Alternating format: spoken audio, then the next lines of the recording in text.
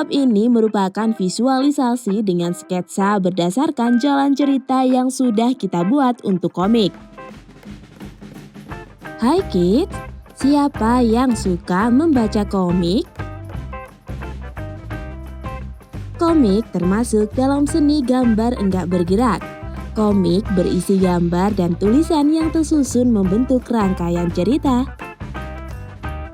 Pada umumnya, komik berbentuk seperti buku.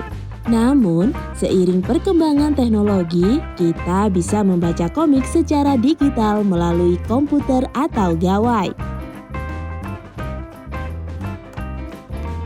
Komik terdiri atas gambar dan teks. Untuk itu perlu adanya kesesuaian antara keduanya. Dari ekspresi tokoh, pilihan huruf yang jelas, serta kesesuaian ukuran huruf. Ada beberapa jenis komik yang bisa kita temukan, antara lain komik kartun, komik potongan atau komik strip, komik online, komik tahunan, dan buku komik. Komik memiliki karakteristik tersendiri yakni bersifat proporsional, memuat percakapan, memuat unsur prolog, monolog, dialog, dan epilog, memiliki karakter, dan menyelipkan unsur humor. Ada beberapa tahapan yang bisa kita lakukan dalam membuat komik. Apa saja ya? Yuk kita cari tahu. Menentukan cerita. Pada tahap ini, kita harus menentukan tema komik, kerangka besar gagasan cerita, latar waktu serta latar tempat cerita yang akan kita angkat. Membuat jalan cerita atau storyline. Storyline merupakan rancangan dalam bentuk tulisan tentang apa saja yang akan kita tuangkan dalam komik, baik teks maupun ilustrasinya. Dalam bahasa lain, storyline berarti penataan adegan dalam panel-panel atau kotak gambar, namun masih dalam bentuk uraian tertulis. Sebelum kita lanjut videonya, jangan lupa klik tombol subscribe dan tombol loncengnya ya.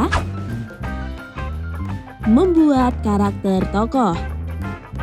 Kita juga harus membuat karakter tokoh yang akan muncul dan sesuai dengan deskripsi sifatnya. Sebaiknya kita menentukan karakter pada masing-masing tokoh secara detail ya. Membuat sketsa tata letak. Tahap ini merupakan visualisasi dengan sketsa berdasarkan jalan cerita yang sudah kita buat untuk komik.